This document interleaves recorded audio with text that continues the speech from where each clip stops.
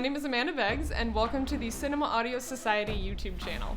I am really excited to be here with Blake Collins CAS, the Foley mixer on the CAS award-winning episode The Child of the TV series The Mandalorian.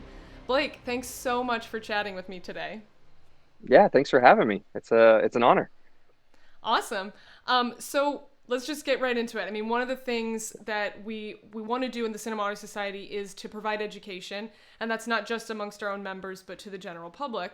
And so, obviously, you were the Foley mixer. I would love for you to give me that pitch on what does your job entail. What do you do on a daily basis as a Foley mixer? Yeah. So Foley is recording sound effects in sync to picture. So we have a Foley artist and a Foley mixer. And my job is to record what the Foley artist is doing and get it as close to either production sound as possible or what's fitting in with the sound effects and the music and the dialogue. So what we do doesn't pop out, but fits in and feels like a live, like everything was kind of recorded there on set. So it doesn't take you out of the picture or out of the experience. And yeah, we record things like footsteps or cloth movement or armor or guns and gear passes. And then we can get into Foley effects like doing, ship sounds or fire and explosion type deals. And yeah, we have a lot of fun doing that kind of stuff. So you work obviously pretty hand in hand with the Foley artist then. You're Yeah. obviously the technician then, would you say, like the person actually physically recording everything? So you're perhaps more on that side, the tech side? Yeah, so I'm running the recording console, the microphones, the mic pre's, and all the outboard gear, reverb and effects and compression and that kind of thing. Yeah, they're in there moving the microphone, or sometimes I'll get in there and help move it into a position if they've got an elaborate setup of a bunch of props where they can't move. I'll go in there and I'll fix it. But yeah, I'm press and record. I'm doing a little bit of editing on the spot and checking with production and with the guide temp tracks to make sure that it's fitting in, that it's cutting, that it's heard, that it's fitting in the soundscape that we're trying to create.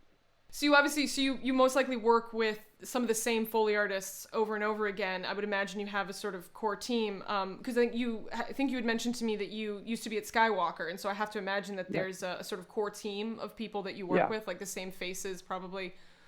Right. Yeah, there was a couple teams at Skywalker. I was a team on the Jack Foley stage with Ronnie Brown and Jana Vance were my main Foley walkers, and then there's the archive stage, which is John Rush, Shelley Roden, and Scott Curtis as the mixer.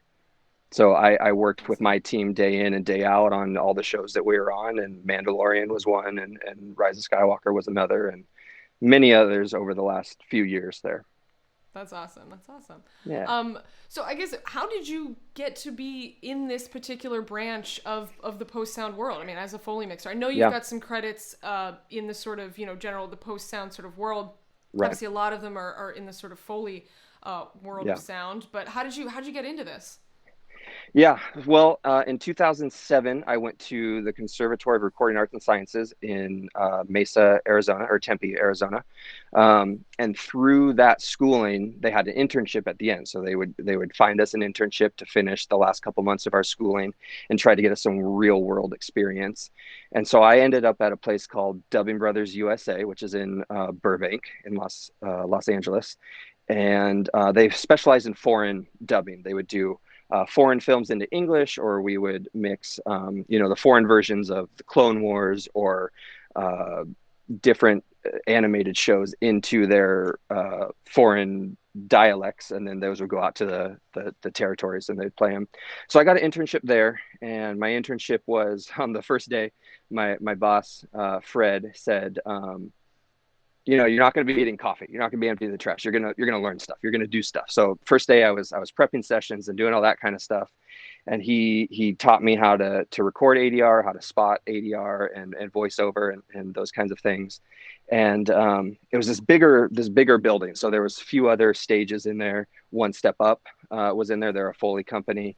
And that's where I met Jimmy and Dan O'Connell and John Cucci, and just became friends with them. And Jimmy was the mixer over there, and he let me sit in with him every now and then. And then I get to do group cues when they would do like group clapping cues or footsteps or whatever. If I was in there, they would just say, "Hey, Blake, come in and do some Foley with us." And So I sat with them a couple years, just on and off, looking and learning. And it came time for them they were going to move over to the Fox lot where they're at now.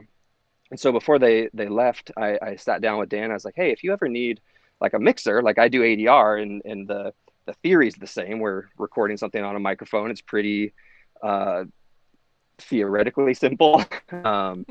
And he's like, okay, I'll keep you in mind. And then 2 months later, it was August, I think August 18th of 2011. I was doing a recording session at Dubbing Brothers, and I get a Facebook message from Jimmy. He said, hey, Blake, call the stage. And I'm like, oh my gosh, I think this is it.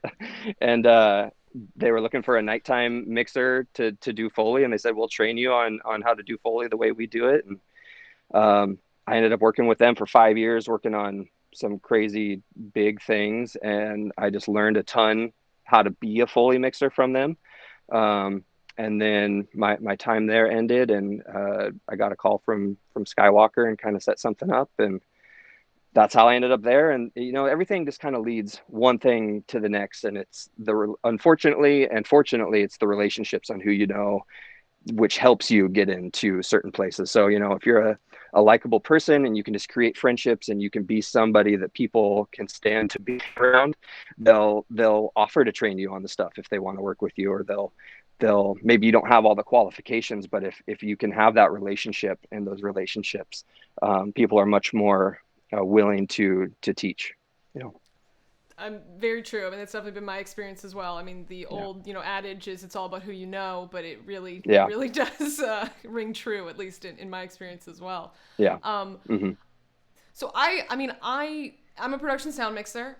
So my knowledge of the post world is probably, relatively limited. I kind of know what I come into contact with. Right. But I'd love to just get into sort of the real, like, sort of nuts and bolts of your job. When do you get brought onto a project? Like, are you there from the beginning, or does an initial sort of first pass happen with a sound mix? Like, at what stage do you get to start working? It really kind of depends. Whenever the sound supervisor is brought on, they're thinking about, okay, we got to have a team. We got to hire our dialogue editors and our sound designers and all that kind of stuff. Sometimes we get brought on pretty early where like for Lion King, there was a lot of temp animated stuff. And they're like, okay, we need to feel what this is going to feel like. So we have a day where we're just thinking of sounds for like Simba's lion footsteps on different surfaces. So we would do a few things, or they have a scene they're trying to sell or trying to showcase somewhere. So they say, hey, just put some Foley in here for some texture so we can feel it a little bit, and it's not final stuff. But for a lot of things, we try to get to as final picture as possible. So we get brought on pretty late in the game for Foley, just because if there's picture changes, we don't want to waste a lot of time recording stuff that we're not going to have to do, because Foley's expensive and it's time consuming. A lot of times for the bigger stages, you have 2 Foley artists and a Foley mixer. So that's just a lot of stuff. So, they want to bring us on pretty late in the game, so we're close to final picture. And we usually have spotting sessions with our sound supervisor, who's talked to the director and the post soup on what they're trying to get, and that message is conveyed to us. And then we kind of do our version of that. And then after we do like a reel or a scene, we'll play it back for our supervisors, so they can kind of say, okay, we're on the right track, we're not on the right track, or a mixture of both. Do you have, like, I mean, obviously who's in charge of getting to pick the sort of elements that you use when you record? Is that the Foley artist? Does that kind of fall under you? Is that both of you, as far as like, oh, hey, I think that this effect is going to be, like the age old, like thunder shaking a, piece of metal, or like who gets to kind of like pick or play with those materials? Or is it just a joint sort of experience of like, let's try this? Yeah, it starts out with a Foley cuer or spotter. They'll spot the session. For my stage, I always liked cueing the show, because then I get to see it before we work on it and kind of put this is what I think should be there. But a lot of times it's the Foley artist sees the scene or the cue that we're doing, and they go and grab their stuff. And that's where we always start. I always have the Foley artist always grabs what they want to go for first.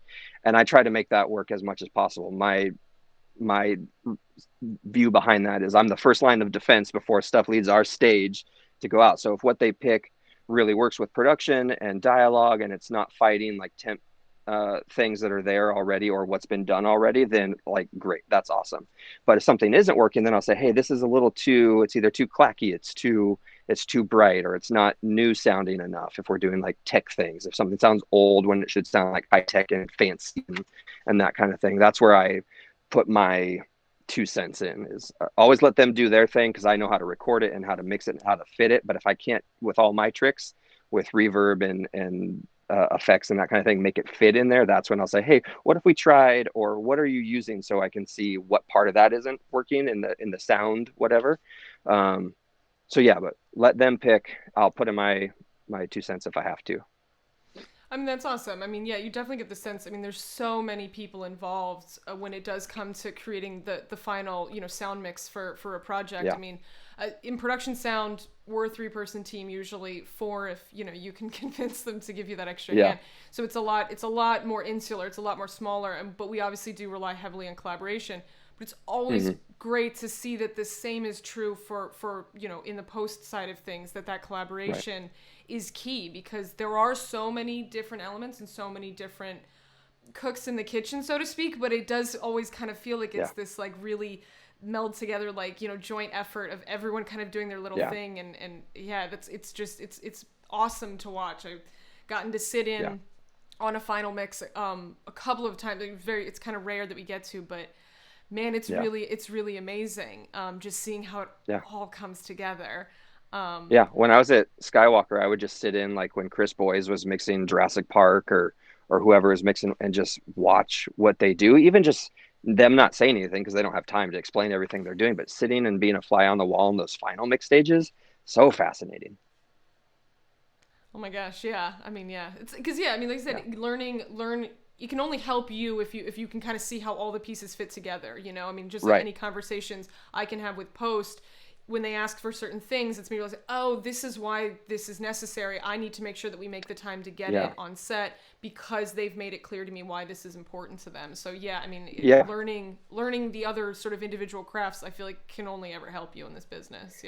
Seeing how Foley editors edit what we do and how they fit it into what they need it to do, and then watching the Foley premix and watching the final mix, seeing how our product is used helps me better record for next time. Of like, oh, they didn't need as much high end there, or they didn't need this or that. Then you can kind of craft. And like, my thing is, I want to try to get it as a final product as possible. So I'm putting reverb on, I'm putting compression on, I'm putting EQ and effects on all of our Foley, just to try and fit it in. So once it gets to the premix stage, they just have to then fit it into their space, and hopefully it can kind of just lay in at that point after it's been edited.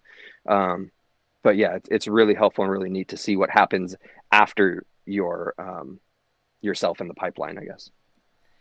And this may be like a completely like silly question, but are you guys all in the same building, or is a lot? Because I know, I mean, so much COVID obviously threw a completely new wrench into the works as far as working remotely from home. But let's say pre-pandemic or world's back to normal. Are you guys in the same facility? I know Skywalker obviously is a compound. There's multiple mix stages, but if you're working on, let's say, Mandalorian, are the ADR mixers, the dialogue mixers, the re-recording mixers, are you guys in close proximity, or is it something where you're working in different places? Yeah, Skywalker was unique to a lot of places I've worked for before, where we are all in the same place. Foley stage is in kind of the basement or down the lot a little bit. Upstairs is the editing rooms and the pre-mix rooms and the big mix room. So at least for that show, everyone's there. ADR, usually Matt and that team would go to where the actor is, just to make things a little bit easier.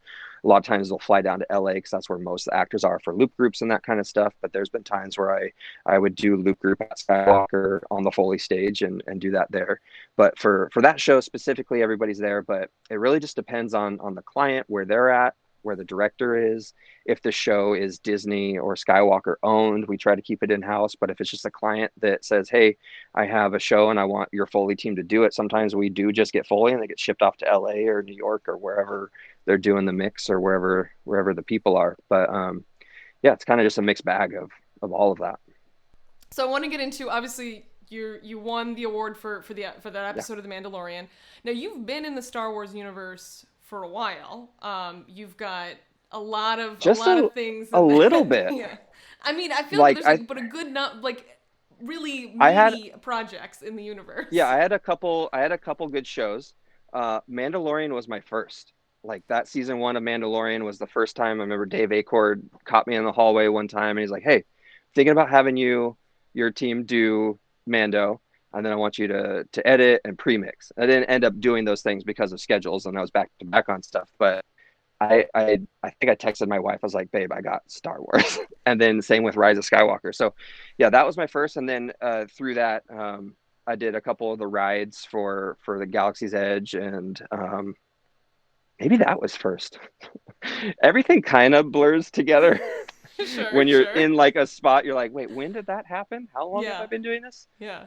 And then yeah, then I cut some effects and did some Foley for Vader Immortal. So I got a little bit of Star Wars stuff. And then yeah, at my internship, Dubbing Brothers, when I first worked there and got hired, I actually mixed some like German and Italian Clone Wars episodes. So I guess I have done a little bit of Star I was Wars, and saying, that I was mean, I feel always like yeah, you've definitely been, yeah, in the it's universe for a little bit. it was like one, I never thought I would be at Sky. I was always LA based. I never thought I would be at Skywalker. And then when that happened, I'm like, oh, this is crazy. Like maybe I'll get to do a film or a show. Or whatever. Before then, there wasn't too many shows except for the animated stuff. And then I was like, oh, well, they got their team. They have people that have been doing it. And then, just out of the blue one day, I got a call. We were on, might have been working on like Knives Out or something. And my manager called me and my Foley artist up and they're like, hey, you guys are going to be doing Rise of Skywalker. And I was like, and yeah, I never thought that. I mean, regardless of what you think of the film or what anybody thinks, like to be able to be in that universe and get to do footsteps and lightsabers for Luke Skywalker, come on, that I mean, I'm doesn't with get a you. whole lot Yeah, better. yeah. Yeah. I was fortunate to do a few weeks of additional photography on Force Awakens, and Oh, that's awesome. yeah, getting that call, you're just like, wait a minute. Yeah. I'm sorry, we're making up Han Solo today. Right. Okay. Yeah. You called me, right? Like, Like yeah. Carrie Fisher will be there in person? Yeah. Like, okay. So no, I Yep. totally get it. There's that little kid excitement, which I think speaks to, Yeah. I mean, I don't know what sort of drew you to the sort of industry, but for me it was a Yeah. love of movies and television. This is the thing that I Hmm. wanted to work in. And so it's Yeah. really, really awesome when you get to be a part of those Yeah. things that were, Yep. at least for me, like formative, like a part of your childhood. Oh, So yeah. yeah. Yeah, growing up, I think I saw all the films on VHS when I was a kid, but those 97 special releases or special edition releases I saw in theater and I loved it. Yeah, Star Wars has been a big part, and for being able to work there for the time that I did was dream come true that I didn't really know I had, or at least not subconsciously or consciously. One of those things. Sure. So now I have to ask, is Yeah. there a like secret library of like Star Wars sound effects? Like here's a folder of lightsabers. Like here, like the very like specific, sort of iconic Star Wars sounds that you have access to that, maybe someone outside, wouldn't have access to. Or is it, do you Yeah. fresh record lightsabers every single time? Oh, Like yeah, for all Foley that we did there and that I've always done, everything's fresh recorded. We record everything new, so it's its own original thing. But there does exist this library of all the past archive stuff, and I did some digging and I found some fun things. Just be like, oh wow, I never thought I'd be hearing this. Or you open up some handles on some things and you're like, oh, this is fun. I don't even know if I was supposed to, but I had access to the library, so I just listened to things when I sure. could, and yeah, I it mean, was. listening can't Yeah. hurt, right? I mean, yeah. No, I didn't do anything with it. I was just Yeah. listening. Yeah. So, and they, That's really yeah, awesome. there actually is an archive at Skywalker Ranch of costumes and props, and these big glass shower doors that have all the matte paintings on them from the original films. And I was fortunate enough to go to that archive twice and see a tour of that, and it's amazing. It's Yeah. so, and then they have all the films and all the stuff in cold storage, and yeah, that place is awesome. Yeah, it's Yeah. it's a pretty incredible experience. Well, I guess to get into the specifics of Mandalorian, Yeah. so that's an episodic show. The Yep. episode that won was The Child. Um, Hmm. did they? Now I'm not actually sure. Did they shoot like each episode one at a time? Like, were you working on like a single episode at a time, or were you working on multiple episodes at once? Like, how did that We, workflow, that process kind of work? yeah, I think we had 24 days or so for the series. So if that's that's about 3 episodes a day. It was all shot and ready to go for us when we got it. I think we got it like in early summer, and then it aired in November or whatever. Um, so yeah, it was all done and shot, and they were able to go back and do reshoots or whatever they had to do. And we had quite a bit of VFX done as we were shooting. So we got a pretty close to done picture for that, and then we just did one episode after another. So getting to see the end of the series months before the first episode ended, I was just holding on to that for so long, and I could say nothing. And then, like, when you watch it with your pals and your buddies, you're like, I knew that. It was fun. There was so much I wanted to say, but you don't want to ruin the experience for somebody, and you don't want to, you know, break any NDAs and cause problems that way. True. Yep. So yeah, we worked on it all at once, and Okay. and doing that, you kind of see that you can make this cohesion happen where, you know, Mando starts with kind of a clunkier, worn out suit, and then slowly he's building his Beskar up to he's getting more high tech or more refined as he goes. So you kind of maybe use not as junky or clunky things, and then he's this kind of tight knit, you know, warrior guy with his armor sounds and his stuff. So it's being able to see that cohesion instead of starting something way far away and then slowly working on it.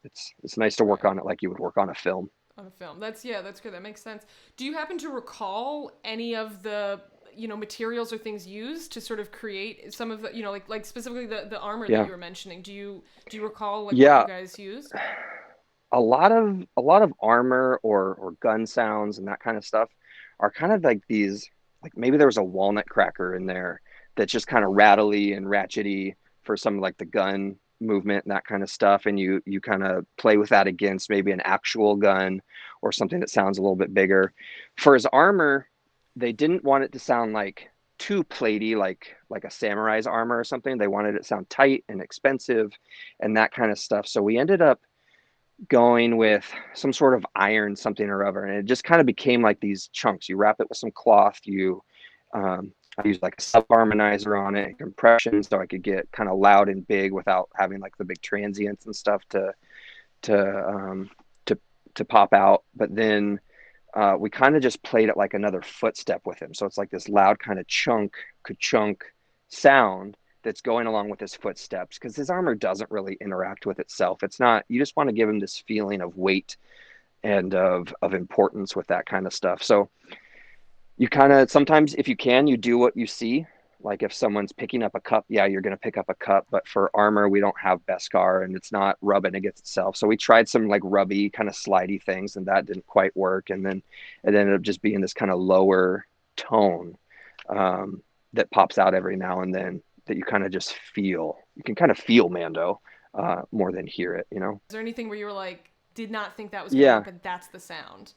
There was always this idea that this is a like a samurai space western type of thing. So when we tried Mando, I think it was somebody had the idea. It was probably Dave Acord or Bonnie Wild. Like, let's give Mando some spurs. So we recorded spurs for him on his boot, like the whole show. And obviously you don't see spurs on him, but those first couple steps as he's walking into that pilot episode, he's walking along that dock, there's a little bit of spur sound in there. It just kind of feels right. Like there's this old wood, he's going into a saloon, and even though like maybe it's not a spur, maybe it's just something on his armor that's clinking. So we're all kind of wondering, like, is that going to work? And eventually it did, which was really cool. So just getting to try stuff like that, trying stuff that you don't see but that you think conceptually will work, is always kind of fun. Getting to do sounds for the child, for that's what I was going Baby to Yoda, next. as he like, was called. What were Baby Yoda's like, well, anything he's got those like his... Yeah, he's got like those Yoda claws. He's a whatever species that Yoda is. So, you know, you start with like rubber gloves for his feet and kind of just pat those around so he sounds kind of cute and just doing all that stuff. He doesn't move too much, and I liked his vocal design. It was a mix of a bunch of different stuff from the sound designers. Sometimes he kind of sounds like a human child, but there's other animals and stuff mixed in there. But it was a show that was more or less what you see is kind of what you do, at least on the Foley side. We're doing footsteps, we're doing armor, we're doing gun gear, we're doing stormtroopers and that kind of thing. So we had a vast library of sounds we could listen to of what had been done before, but we didn't want to just do that exact same thing. So yeah, it was kind of just playing and expanding on what had already been done. A lot of the new stuff was more of the sound design area that the sound effects editors and designers were doing with the ships and that kind of thing. So we kind of had more of a traditional role on this show. Sure. So we have to talk lightsabers, obviously. Yeah. Yep. You have to have recorded something, right, that has created the sound of a lightsaber? Because you're saying you're not pulling from that library, so let's talk right. lightsabers. So for lightsabers, there was a saber in The Mandalorian, and in one of the episodes, I won't spoil it for anybody who hasn't watched TV in the last couple of years.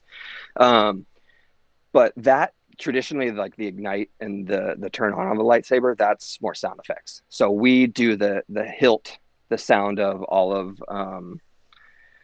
the grabbing and the jingling when it's attached and that kind of stuff. And we did a lot of that kind of work in Rise of Skywalker.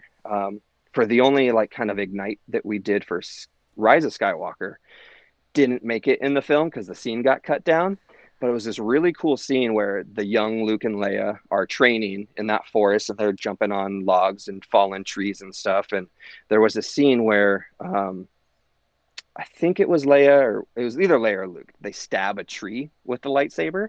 And so I had thought of pop rocks because it's kind of sparking and that kind of stuff. So we got some foil and we got some pop rocks, and then we poured the water in there. We might have gotten soda or something to pour in there. So it's starting to go. And then we got one of those like tennis racket bug zappers, and we're interacting with that on the bottom of the foil. So it was popping, and it just made this kind of like sparky, crackly, kind of weird. It was so cool. But then the scene got cut, and I was like, the one time I get to do like actual lightsaber sound, but yeah. I know it was there. So that's all that matters. That is a bummer. But it's so funny. What you just described, I think I could say is like probably what people envision Foley entails, is that like absolutely playtime with items, like close mic, just that has to just be the sort of iconic thought of like, that's Foley. Yeah, a Foley stage, it looks like a hoarder's garage where they just have any and everything that they've ever collected over their life. And a Foley artist, a good Foley artist will know what each one of those things sounds like. So when we have a scene like that, or a scene or a show with like a robot like Wall-E or whatever, they just know their creaky metal bits, and they can bring those out and affect them in a way that feels like for IG-88. IG-11. That's the one in Mando. We did some robot passes, and there's that scene in one of the episodes where he's shooting up all the town, and he's spinning and he's turning. So we got some ratchety things, and you get these clunky, springy deals, and you just kind of make it look like what you see, and that gets added to what the sound designers are doing with their servos and their mechanical bits, and it just all, once it's edited and cut, it just all kind of makes a sound, and you believe it because the sound looks like what you're seeing. And that's the kind of the magic. So you may see something like a broken bottle opener or can opener and say that's junk, but for us, that's like a really cool thing that could be a lot of different things, Absolutely. I know I get asked a lot of the times, like as someone, who works in sound, is, there's times in which like, oh, with this location, like, are you just constantly like paying attention to, if the location is noisy, even outside of the realm of work? Like if I am somewhere, I mean, I do it all the time and it's just habit now, but if I'm on the phone with someone or having a conversation outside with a friend and a plane goes overhead, I will just naturally be like, can we have that conversation over again? Hang on. Yeah, like, you don't have to repeat it, but just hold, it's right. Distracting, let's hold. Even though we're not rolling, my wife, this is, but do you do the same thing? Like, are you, when you're out and you hear something, are you kind of collecting that information of like, oh, that my wife has caught me many times like in the grocery store, just like listening to packages or to fruit or something. And she's like, what are you doing? And I'm like, oh, it sounded funny or interesting or yeah, it ruins your life being Yeah. a sound person because you can't once you know the tricks of ADR and stuff, you can't watch a movie anymore. Oh, You know that was yes. ADR, that was they're over the shoulder because that scene didn't work right and they need to Yep. yeah. Yeah. Hmm. Yeah. But this Yeah. is amazing. This is definitely, I love that all of my sort of like, I wonder if, Foley artists are in the grocery store. It's like, you're like, yeah, we are. I It's mean, yeah, they'll like, have I love dates it. where they just go to junkyards or whatever, and it's a research day, and they just go and find stuff that sounds cool, and they bring it back to the stage in hopes that we can use it one day or whatever. So, Oh, that's yeah, they're awesome. part of That's their really job cool. is yeah. And if I see something that I think, hey, this could sound really cool, I'll bring it in and just donate it to the stage, and hopefully it'll get used one time for that one movie that we don't know what it's going to be. And yeah, Sure. yep, That's really awesome. Well, I yeah, love that all of my sort of like assumptions are like turning out to be slightly true. It yep, makes me feel good. That's awesome.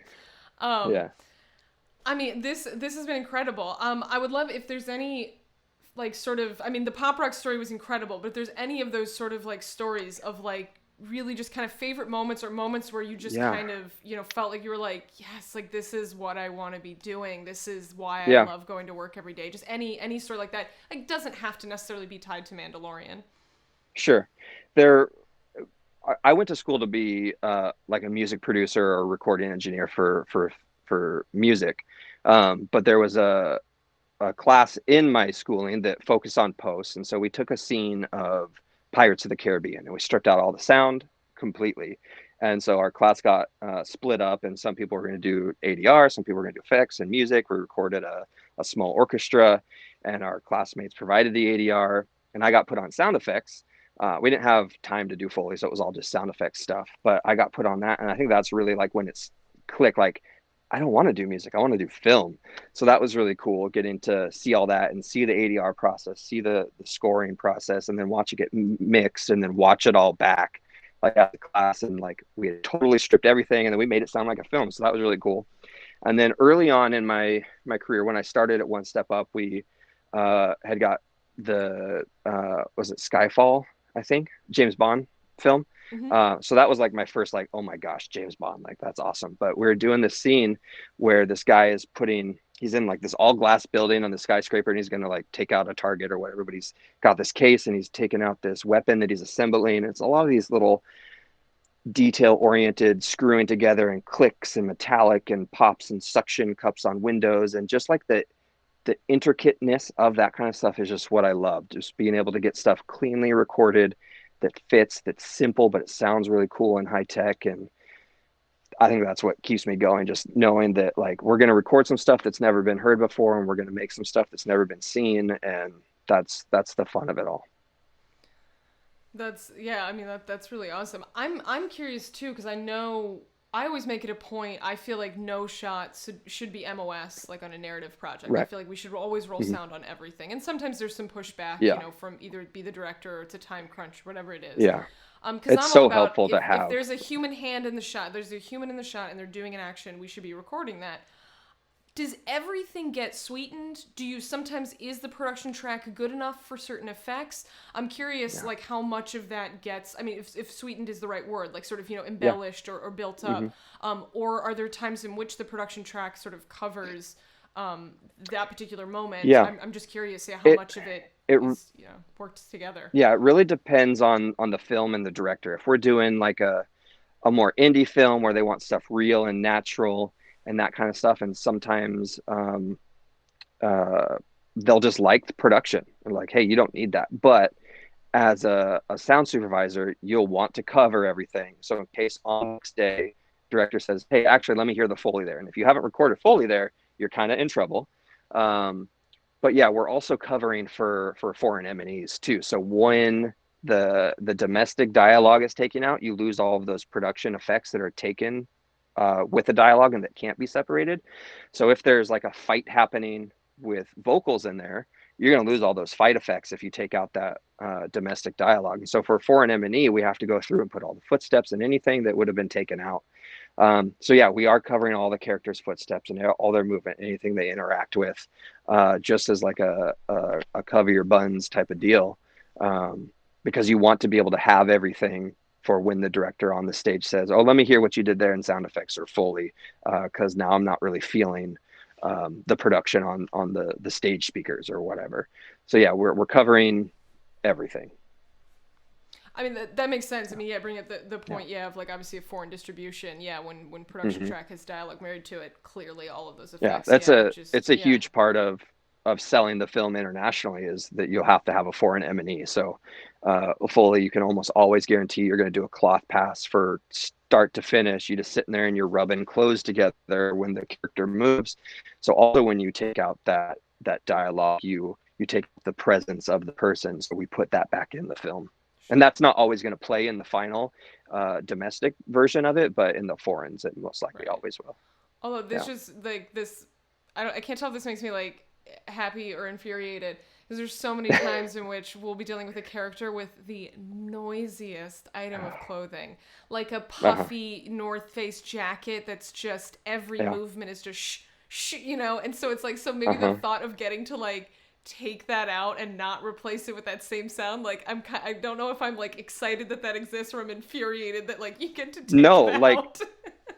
A lot of stuff in that, like sometimes the director will send us that jacket to the Foley stage to say, "Hey, this is the jacket, so we want you to put this to all the characters' movement." And we're like, so I can say, "Welcome to my hell." Then, like, yeah.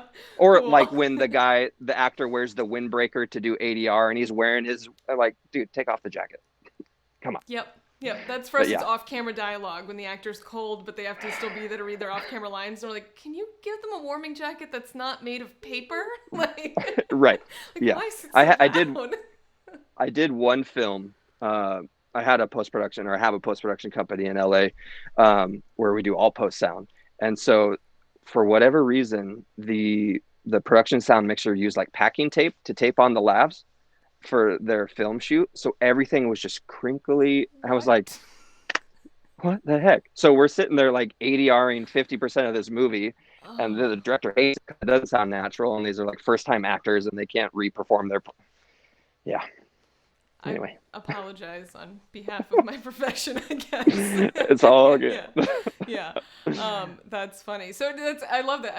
It's so interesting to me, like how many of the challenges just end up being like so similar, like as far as, you know, absolutely, what we face and then what you guys deal with. And it's awesome too, just because then at the end of the day, it's always like just really incredible what gets turned out. I mean, my mind is always blown too with how much I mean, full production track on a movie would never be, I would never think that would be the best sounding thing. It's going through all of those different like steps, you know, from Foley to dialogue editing. I mean, the music, I mean, it's just, that's what completes the package. And it's awesome to get to be one little tiny part of that, you know, whole process.